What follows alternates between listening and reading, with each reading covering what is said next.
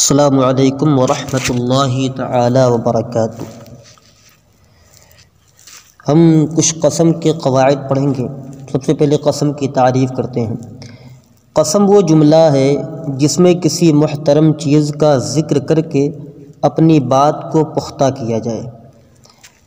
قاعدہ نمبر 1 ہے، قسم کے لیے عموماً با، تا اور واو استعمال ہوتے ہیں۔ قاعدہ نمبر 2، حرف قسم اقسم و فعل محذوف کے قائم مقام ہوتا ہے۔ قاعدہ نمبر 3، ہر قسم کا کوئی نہ کوئی جواب قسم بھی ضرور ہوتا ہے۔ یہ عام ہے کہ وہ عبارت میں مذکور ہو یا نہ ہو، جیسے واللہ لأضربن زیدن، تو یہاں پر لأضربن زیدن یہ جواب قسم ہے اور واللہ یہ قسم ہے۔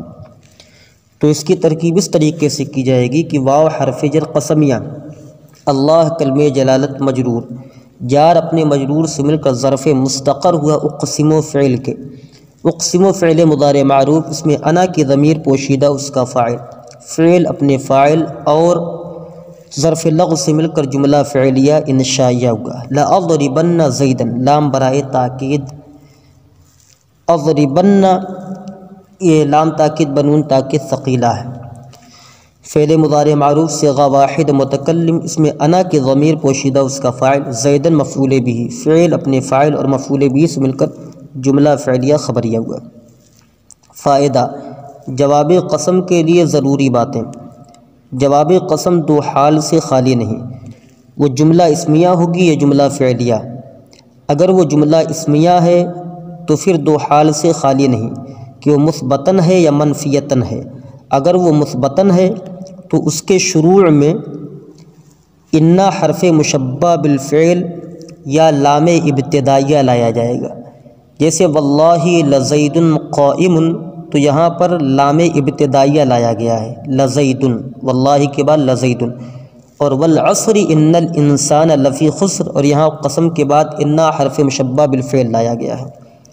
اور اگر منفیتاً ہے تو اس کے شروع میں ما مشابہ بلیسا یا لائے نفی جنس یا ان نافیہ لایا جائے گا، جیسے واللہ ما زید قائما، تو دیکھیے یہاں پر ما مشابہ بلیسا لایا گیا ہے۔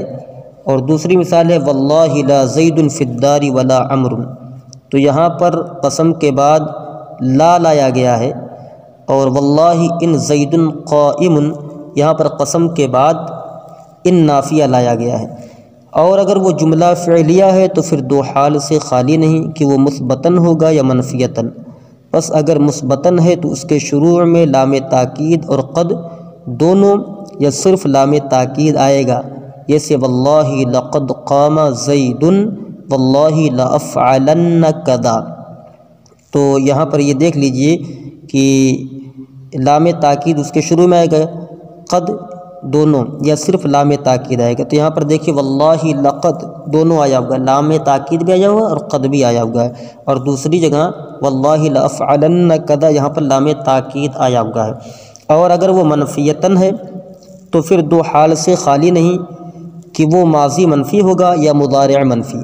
بس اگر ماضی منفی ہے تو اس کے شروع میں ما آئے گا، جیسے واللہ ما قام زید، اور اگر مضارع منفی ہو تو اس کے شروع میں ما یا لا یا لن آئے گا، جیسے واللہ ما تشربن الخمر، واللہ لا تذهبن الى السوق، واللہ لا افعلن کذا۔